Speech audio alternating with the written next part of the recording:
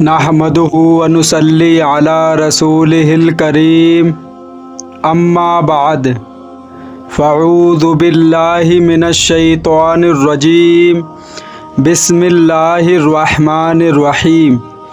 اللہ تعالیٰ سے دعا ہے اللہ تعالیٰ صحیح طریقے سے بات کہنے کی، سننے کی، سمجھنے کی، پھر اس پہ اللہ تعالیٰ ہم سب مسلمان بھائیوں کو عمل کی بھی توفیق عطا فرمائے۔ آج میں آپ حضرات کو حضرت داؤد علیہ السلام کی قوم جو بندر بن گئی تھی وہ واقعہ میں آپ حضرات کو سناؤں گا کہ وہ کیسے بندر بنے تھے۔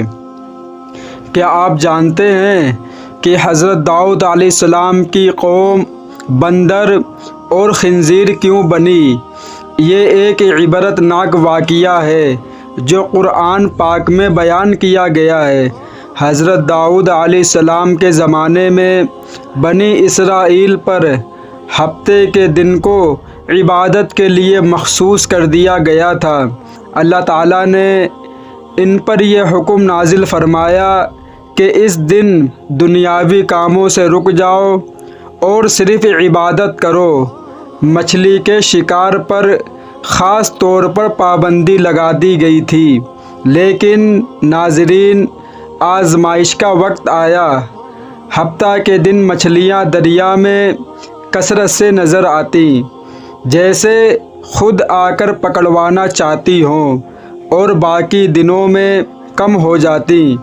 یہ اللہ کی طرف سے ان کا امتحان تھا، لیکن کچھ لوگوں کا دل دنیا کی محبت اور لالچ سے بھر چکا تھا۔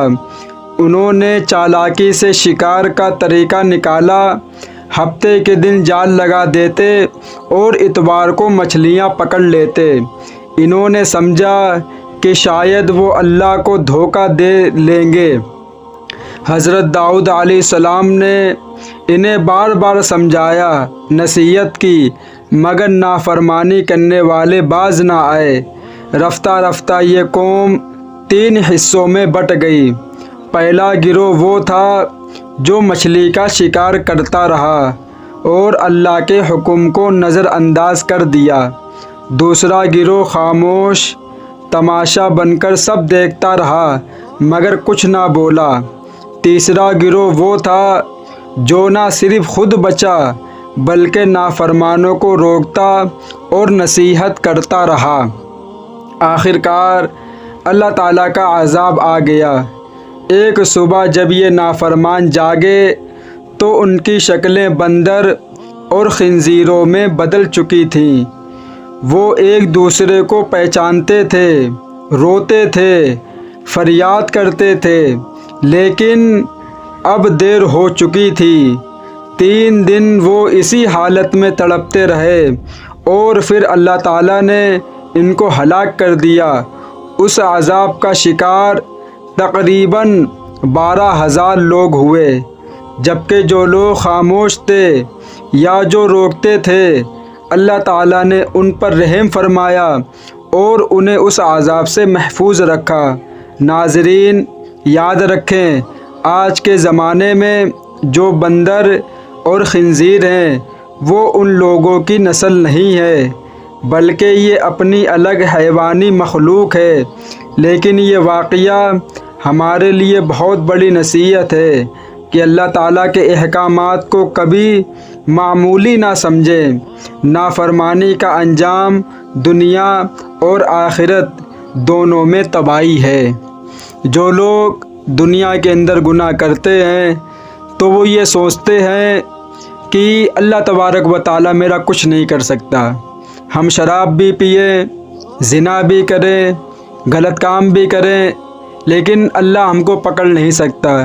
یہ میرے بھائی، یہ بہت بڑی بھول ہے، کیونکہ اللہ تبارک و تعالیٰ پہلے مہلت دیتا ہے کہ میرا بندہ سدھرتا ہے کہ نہیں سدھرتا ہے، اس کے بعد پھر اللہ تعالیٰ کا عذاب آتا ہے، جیسا کہ ان لوگوں کے اوپر آیا۔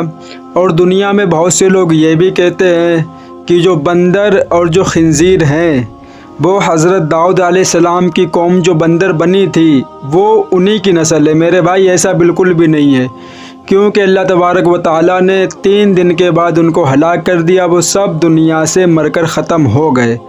اب جو نسل ہے وہ حیوانی مخلوق ہے، ان کے ساتھ ان کا کوئی کنیکشن نہیں جڑا ہوا ہے۔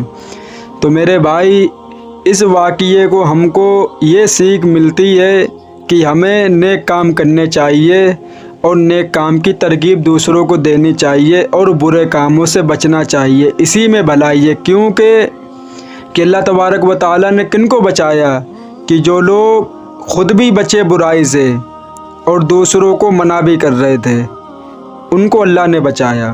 تو میرے بھائی، ہم کو بھی ایسا بننا چاہیے کہ ہم خود بھی برے کاموں سے بچیں اور اپنے دوسرے بھائی، دوسرے حضرات جو برائی میں مبتلا ہیں ان کو بھی بتاتے رہے، ان کو بھی بچاتے رہے برائیوں سے۔ تو اللہ تبارک و تعالیٰ انہی کی مدد کرتا ہے جو دوسروں کی مدد کرتا ہے۔ اللہ تعالیٰ سے دعا ہے اللہ تعالیٰ ان باتوں پہ ہم سب کو عمل کی توفیق عطا فرمائے۔ وآخر دعوانا والحمد للہ رب العالمین۔